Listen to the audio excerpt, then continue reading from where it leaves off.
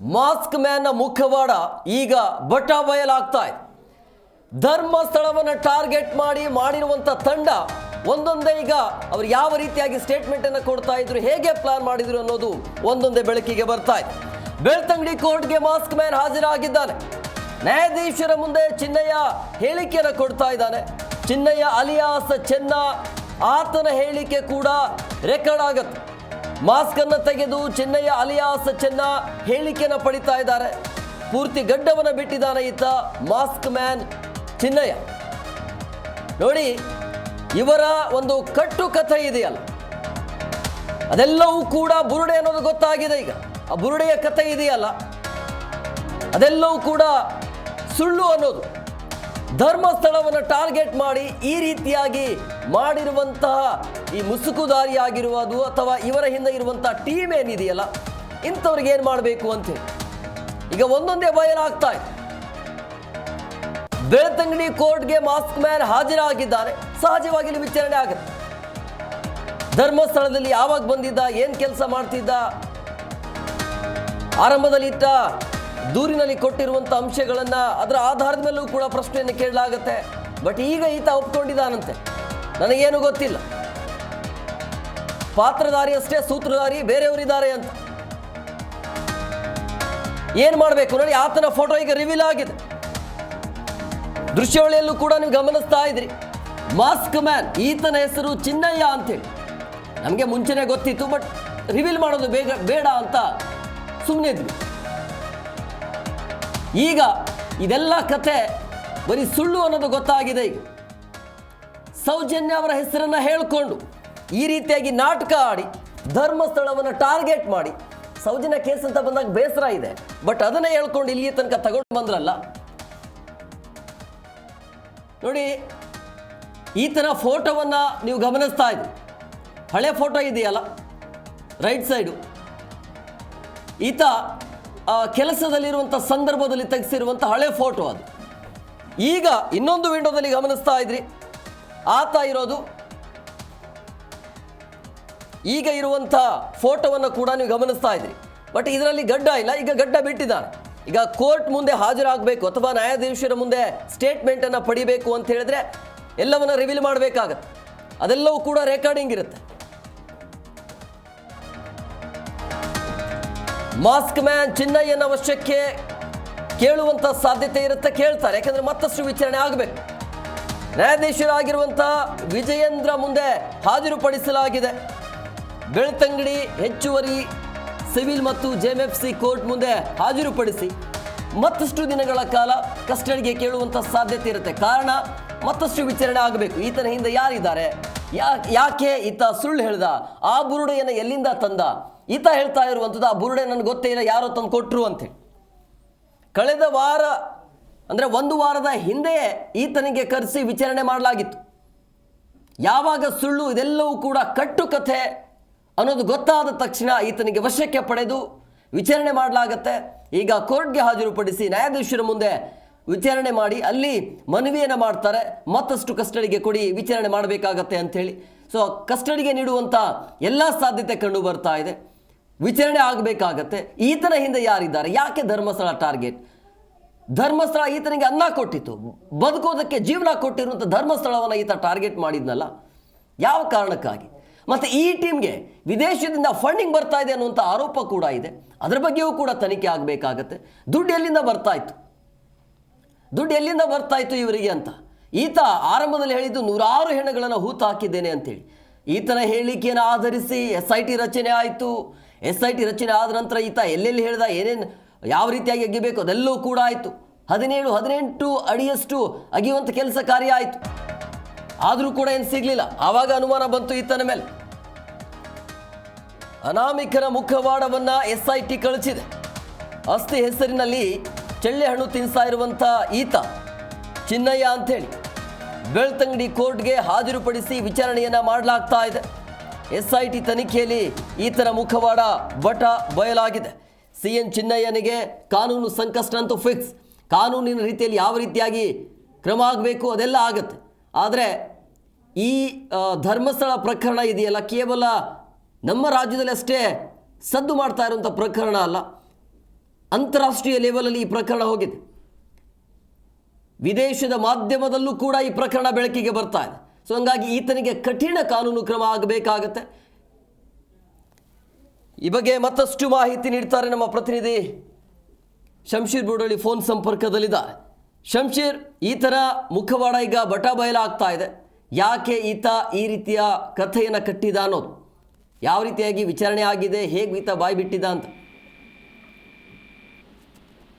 ಹೌದು, ಮುಖ್ಯವಾಗಿ ಧರ್ಮಸ್ಥಳದ ಸುತ್ತಮುತ್ತ ಹೂತು ಹಾಕಿದ್ದೀನಿ ಎಂಬ ದೂರಿನ ಮೇರೆಗೆ ತನಿಖೆ ನಡೆಸಿದಂತಹ ಅಧಿಕಾರಿಗಳು ಇವತ್ತು ಬೆಳಿಗ್ಗೆ ದೂರುದಾರನನ್ನ ಅರೆಸ್ಟ್ ಮಾಡಿರುವಂತದ್ದು. ಈಗಾಗಲೇ ದೂರುದಾರನನ್ನ ಬೆಳ್ತಂಗಡಿ ಕೋರ್ಟಿಗೆ ಹಾಜರುಪಡಿಸಲಾಗಿದ್ದು ವಿಚಾರಣೆ ಕೂಡ ನಡೀತಾ ಇದೆ. ನ್ಯಾಯಾಧೀಶರು ಹಲವು ಆಯಾಮಗಳಲ್ಲಿ ಪ್ರಶ್ನೆಯನ್ನ ದಾಖಲು ಮಾಡ್ತಾ ಇರುವಂತದ್ದು, ಆತನ ಹೇಳಿಕೆಗಳನ್ನ ಕೇಳ್ತಾ ಇದ್ದಾರೆ. ಇದೇ ವೇಳೆ ಹೆಚ್ಚಿನ ದಿನಕ್ಕೆ ಕಸ್ಟಡಿಗೆ ನೀಡುವಂತೆ SIT ಕೂಡ ಮನವಿ ಮಾಡಿರುವಂತಹ ಮಾಹಿತಿ ಸಾಧ್ಯತೆ ಇದ್ದು ಹಲವಾರು ಮಾಹಿತಿಗಳನ್ನ ಕಲೆ ಹಾಕಲಾಗ್ತದೆ. ಕೆಲವೊಂದು ಮಾಹಿತಿಗಳು ವಿಚಾರಣೆ ವೇಳೆ ಅಂದ್ರೆ ನಿನ್ನೆಯಿಂದ ನಡೆದಂತಹ ವಿಚಾರಣೆಯಲ್ಲಿ SIT ಅಧಿಕಾರಿಗಳಿಗೆ ದೂರುದಾರ ಕೆಲವೊಂದು ಮಾಹಿತಿಗಳನ್ನ ನೀಡುವಲ್ಲಿ ವಿಫಲನಾಗಿದ್ದಾನೆ ಎಂಬ ಮಾಹಿತಿ ಸದ್ಯಕ್ಕಿದ್ದು, ಜೊತೆಗೆ ಸುಳ್ಳು ಕೆಲವೊಂದು ವಿಚಾರದಲ್ಲಿ ಸುಳ್ಳು ಕೂಡ ಹೇಳಿರುವಂತಹ ಅಂಶ ಕೂಡ ಇದ್ದು ಈ ಕುರಿತು ಅರೆಸ್ಟ್ ಮಾಡಿದ್ದು ಹೆಚ್ಚಿನ ತನಿಖೆಗಾಗಿ ಅಥವಾ ಹೆಚ್ಚಿನ ದಿನಗಳ ಅವಶ್ಯಕತೆ ಇದ್ದು ಹೀಗಾಗಿ ಕಸ್ಟಡಿಗೆ SIT ಅಧಿಕಾರಿಗಳು ಕೋರುವಂತಹ ಸಾಧ್ಯತೆ ಇರುವಂತದ್ದು. ಮುಖ್ಯವಾಗಿ ಬೆಳ್ತಂಗಡಿ ಕೋರ್ಟ್ ಸುತ್ತಮುತ್ತ ಈಗಾಗಲೇ ಬಿಗಿ ಪೊಲೀಸ್ ಬಂದೋಬಸ್ತನ್ನು ಏರ್ಪಡಿಸಲಾಗಿದೆ. ಅನೇಕ ಪೊಲೀಸರು ಇರುವಂತದ್ದು.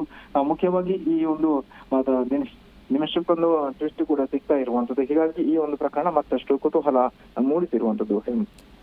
ಶಂಶೀರ್, ಈತ ಹೇಳಿದ್ದು ಬುರುಡೆ ನನಗೆ ಗೊತ್ತೇ ಇಲ್ಲ, ಯಾರೋ ಬಂದು ಕೊಟ್ಟಿದ್ದು ಅದು ನಾನು ತಂದು ಕೊಟ್ಟೆ ಅಂತಂದರೆ ಈತನಿಗೆ ಕಾನೂನಿನ ಬಗ್ಗೆ ಅರಿವು ಇರಲಿಲ್ವಾ? ಒಂದು ವೇಳೆ ಸುಳ್ಳು ಅಂತ ಅಂದಾಗ ಯಾಕೆ ನಂಬ್ತಾರೆ ಈ ಥರ ಅಂತೇಳಿ? ಕಟ್ಟುಕತೆಯನ್ನು ನಂಬೋದು ಯಾಕೆ ಅಂತ, ಯಾರೋ ಹೇಳಿದ್ದು ನಾನು ಆ ಬುರುಡೆಯನ್ನು ತಂದು ಕೊಟ್ಟೆ, ಈಗ ನನಗೆ ಆ ಬುರುಡೆ ಅದ್ರ ಬಗ್ಗೆ ಮಾಹಿತಿನೇ ಇಲ್ಲ ಅಂತ ಹೇಳ್ತಾರಲ್ಲ, ಇಂಥವ್ರಿಗೆ ಯಾವ ರೀತಿಯಾಗಿ ಕ್ರಮ ಆಗಬೇಕು ಅಂತ? ಹೌದು, ಮುಖ್ಯವಾಗಿ ಇದೊಂದು ಗಂಭೀರವಾದಂತಹ ಪ್ರಕರಣ. ರಾಷ್ಟ್ರ ಮಟ್ಟದಲ್ಲಿ ಅಂತಾರಾಷ್ಟ್ರೀಯ ಮಟ್ಟದಲ್ಲಿ ಬಹಳಷ್ಟು ಗಮನ ಸೆಳೆದ ಸುದ್ದಿ ಆಗಿದಂತಹ ಪ್ರಕರಣ. ಇದ್ದಕ್ಕಿದ್ದಂತೆ ದೂರುದಾರ ಅನೇಕ ಮೃತದೇಹಗಳನ್ನ ನಾನು ಹೂತು ಹಾಕಿದ್ದೀನಿ ಅಂತ ಹೇಳಿರುವಂತಹ ವ್ಯಕ್ತಿಯೇ ಇದೀಗ ಕೆಲವೊಂದು ವಿಚಾರಣೆ ವೇಳೆ ನಾನು ಕೆಲವೊಂದು ವ್ಯಕ್ತಿಗಳ ಒತ್ತಡದಿಂದ ನಾನು ಈ ರೀತಿ ಮಾಡಿದ್ದೀನಿ ಎಂಬ ಮಾಹಿತಿ ಸದ್ಯಕ್ಕಿದ್ದು ಅದನ್ನು ಅಧಿಕೃತವಾಗಿ SIT ಅಧಿಕಾರಿಗಳು ನೀಡಬೇಕಷ್ಟೇ. ಒಂದು ವೇಳೆ ದೂರುದಾರ ಆತ ಸ್ವಾಯಿತೆಯಿಂದ ಬಂದಿದ್ದಾನ ಅಥವಾ ಯಾರಾದ್ರೂ ಬೆದರಿಕೆ ಹಾಕಿದಾರ, ಒತ್ತಡ ಹಾಕಿದಾರ, ಹಣದ ಆಮಿಷ ಹೊತ್ತಿದ್ದಾರೆ, ಎಲ್ಲ ಇದರ ಬಗ್ಗೆ ಕೂಡ ಬಹಳಷ್ಟು ಇದೀಗ ಚರ್ಚೆಗಳು ಮುನ್ನೆಲೆಗೆ ಬರ್ತಾ ಇರುವಂತದ್ದು.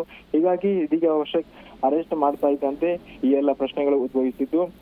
ಹೀಗಾಗಿ ಮುಂದಕ್ಕೆ ಒಂದು ವೇಳೆ ಈ ತನಿಖೆ ವಿಚಾರಣೆಯ ತನಿಖೆ ವೇಳೆ ಈ ಎಲ್ಲ ಅಂದ್ರೆ ಅಲ್ಲಿ ನೀಡಿರುವಂತಹ ಏನು ದೂರು ನೀಡಿದ್ದು ಸುಳ್ಳಾದ್ರೆ ಕಠಿಣವಾದಂತಹ ಕಾನೂನು ಕ್ರಮವನ್ನ ದೂರುದಾರ ಎದುರಿಸಬೇಕಾಗುತ್ತೆ.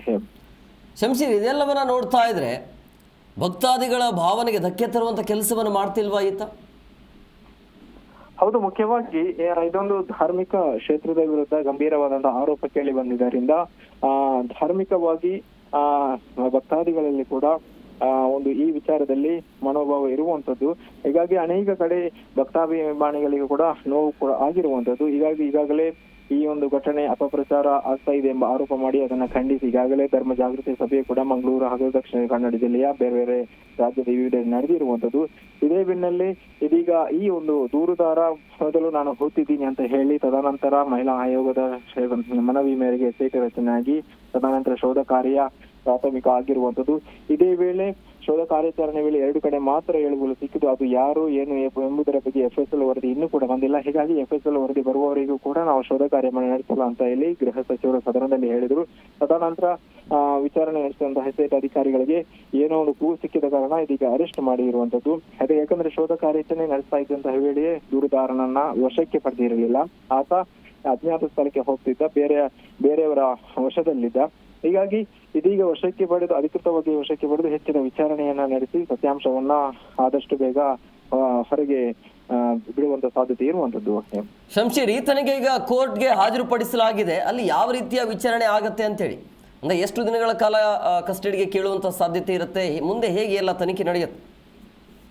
ಹೌದು, ಮುಖ್ಯವಾಗಿ ಇದೀಗ ಬೆಳ್ತಂಗಡಿ ಕೋರ್ಟ್ಗೆ SIT ಅಧಿಕಾರಿಗಳು ಮಾಸ್ಕ್ ಮ್ಯಾನ್ ಅನ್ನ ಬಂಧಿಸಿ ಹಾಜರುಪಡಿಸಿರುವಂತದ್ದು.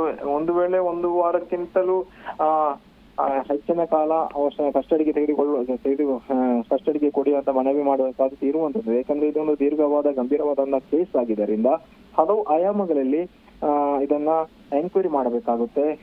ಜೊತೆಗೆ ಕೂಡ ದೂರುದಾರ ಏನಿದ್ದಾನೆ ಆತನನ್ನ ಬೇರೆ ಬೇರೆ ಆಯಾಮಗಳಲ್ಲಿ ಪ್ರಶ್ನೆ ಮಾಡಿ ಬೇರೆ ಬೇರೆ ತನಿಖಾ ವಿಧಾನಗಳ ಮೂಲಕ ಆತನಿಂದ ಮಾಹಿತಿ ಪಡೆಯಬೇಕಾಗುತ್ತೆ. ಯಾಕೆಂದ್ರೆ ಇಲ್ಲಿ ಆರೋಪಕ್ಕೆ ಸತ್ಯ ಯಾವುದು ಸುಳ್ಳು ಯಾವುದು ಎಂಬುದನ್ನ ಬಹಿರಂಗಪಡಿಸುವಂತಹ ಸವಾಲು SIT ಮುಂದೆ ಇರುವಂತದ್ದು. ಜೊತೆಗೆ ಸರ್ಕಾರಕ್ಕೆ ಕೂಡ ಇದೊಂದು ಗಂಭೀರವಾದಂತಹ ಸವಾಲಾಗಿದ್ದು, ಹೀಗಾಗಿ SIT ಈ ಎಲ್ಲ ಸತ್ಯಾಂಶವನ್ನ ಹೊರಗೆ ಬಯಲು ಮಾಡೋಕೆ ಹೆಚ್ಚಿನ 1 ವಾರ ಅಥವಾ 1 ವಾರಕ್ಕಿಂತ ಹೆಚ್ಚಿನ ಕಾಲ ಕಸ್ಟಡಿಗೆ ಕೇಳುವಂತ ಸಾಧ್ಯತೆ ಇರುವಂತದ್ದು.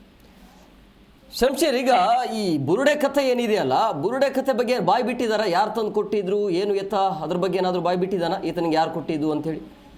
ಇಲ್ಲ, ಮುಖ್ಯವಾಗಿ ದೂರುದಾರ ಆರಂಭಿಕವಾಗಿ ದೂರು ನೀಡಿದಾಗ ಒಂದು ತಾಲೆಬುರುಡೆಯೊಂದಿಗೆ ಬಂದಿದ್ದ. ಈ ಕುರಿತು ಕೂಡ ಬಹಳಷ್ಟು ಪ್ರಶ್ನೆ ಸಾರ್ವಜನಿಕ ವಲಯದಲ್ಲಿ ಇರುವಂತದ್ದು.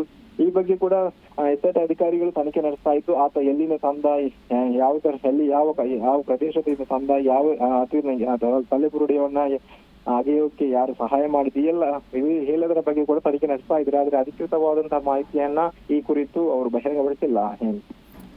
ಶಂಶೀರ್, ಇವರು ಏನು ಅನ್ಕೊಂಡಿದ್ದಾರೆ ಅಂತೇಳಿ? ಯಾರು ಬೇಕಾದರೂ ಬಂದು ದೂರು ಕೊಡಬಹುದು, ಎಲ್ಲಿಂದ ತಂದು ಬುರುಡೆ ಕೊಟ್ಟು ತನಿಖೆ ಆಗಬೇಕು ಅಂತೇಳಿ SIT ರಚನೆ ಆಯಿತು ಅಂದರೆ ಈ ಕಾನೂನಿನ ಬಗ್ಗೆ ಇವ್ರು ಏನು ಅನ್ಕೊಂಡಿದ್ದಾರೆ? ಈ ಸುಜಾತ ಭಟ್ಟು ಹಂಗೆ ಮಾಡಿದ್ಲು, ಆ ಅಜ್ಜಿ ಸುಖ ಸುಮ್ಮನೆ, ಮಗಳೇ ಇಲ್ಲ. ಈತ ನೋಡಿದ್ರೆ ಎಲ್ಲಿಂದ ಆ ಬುರುಡೆಯನ್ನು ತಂದು ಈ ರೀತಿಯಾಗಿ ಚಳ್ಳೆಹಣ್ಣು ತಿನ್ನಿಸುವಂಥ ಕೆಲಸ ಆಗ್ತಿದೆಯಲ್ಲ, ಅಂದರೆ ಏನು ಬೇಕಾದರೂ ಮಾಡ್ಬೋದಾ?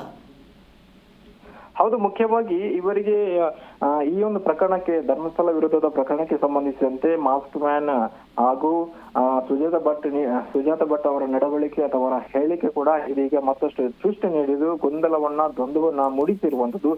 ಯಾವುದು ಸತ್ಯ, ಆರಂಭದಲ್ಲಿ ಆರೋಪ ಮಾಡಿದ್ದು ಸತ್ಯ ಅಲ್ವಾ, ಅದು ಸುಳ್ಳ ಎಂಬುದು ಕೂಡ ಇದೀಗ ಸಾರ್ವಜನಿಕ ವಲಯದಲ್ಲಿ ಮೂಡಿರುವಂತದ್ದು. ಮುಖ್ಯವಾಗಿ ಇದೇ ವೇಳೆ ದೂರುದಾರ ಕೂಡ SIT ತನಿಖೆ ವೇಳೆ ಕೆಲವೊಂದು ಗೊಂದಲದ ಹೇಳಿಕೆ ನೀಡಿದ್ದರಿಂದ ಈ ಎಲ್ಲ ಏನಾದ್ರೂ ಒಂದು ಷಡ್ಯಂತ್ರ ನಡೆದಿದೆಯಾ ಇಲ್ಲವೋ ಎಂಬುದು ಕೂಡ ಬಹಳಷ್ಟು ಕುತೂಹಲ ಮೂಡಿಸಿರುವಂತದ್ದು. ಮುಖ್ಯವಾಗಿ ಮಾಸ್ಕ್ ಮ್ಯಾನ್ ಏನಿದ್ದಾನೆ ಆತನ ಹೆಸರು ಚಿನ್ನಯ್ಯ ಎಂಬ ಮಾಹಿತಿ ಸಿಕ್ಕಿದ್ದು, ಫೋಟೋ ಕೂಡ ರಿವೀಲ್ ಮಾಧ್ಯಮಗಳಲ್ಲಿ ಆಗಿರುವಂತದ್ದು. ಮುಖ್ಯವಾಗಿ ಈ ಚಿನ್ನಯ್ಯ ಧರ್ಮಸ್ಥಳ ಪೊಲೀಸ್ ಠಾಣೆಗೆ ದೂರು ಸಲ್ಲಿಸುವ ವೇಳೆ ಸಲ್ಲಿಸಿದ್ದ ಮಾನವ ಬುರುಡೆ ಇರುವುದು. ಈ ಬುರುಡೆಯನ್ನ ಕೊಲೆ ಪ್ರಕರಣಕ್ಕೆ ಸಂಬಂಧಿಸಿ ಎಂದು ಆರೋಪಿಸಿದ ಚಿನ್ನಯ್ಯ ತನಿಖೆಯಲ್ಲಿ ಇದನ್ನು ಓರ್ವ ವ್ಯಕ್ತಿಯಿಂದ ಪಡೆದಿದ್ದೀನಿ ಅಂತ ಹೇಳಿಕೊಂಡಿದ್ದ ಎಂಬ ಮಾಹಿತಿ ಸಿಕ್ಕಿರುವಂತದ್ದು. ಆದ್ರೆ ಕ್ರೈಮ್ ಸ್ಥಳದಿಂದ ಸಾಕ್ಷ್ಯವನ್ನು ಸಂಗ್ರಹಿಸಿ ತೆಗೆದುಕೊಂಡು ಹೋಗುವುದು ಕಾನೂನು ಬಾಹಿರವಾದ ಕೃತ್ಯ ಆಗಿದ್ದರಿಂದ SIT ಚಿನ್ನಯ್ಯನನ್ನ ವಶಕ್ಕೆ ಪಡೆದಿರುವಂತದ್ದು. ಹೀಗಾಗಿ ಈ ಒಂದು ಬುರುಡೆಯಿಂದಲೇ ಈತನನ್ನ ಸದ್ಯಕ್ಕೆ ಅರೆಸ್ಟ್ ಮಾಡಲಾಗಿದೆ. ಯಾಕಂದ್ರೆ ಆ ಬುರುಡೆ ಎಲ್ಲಿಂದ ತಂದ ಎಂಬುದೇ ಕೂಡ ಬಹಳಷ್ಟು ಕುತೂಹಲ ಮೂಡಿಸಿರುವಂತದ್ದು. Yes, okay, thank you Shamsheer ನಿಮ್ಮೆಲ್ಲ ಡೀಟೇಲ್ಸ್ಗಾಗಿ.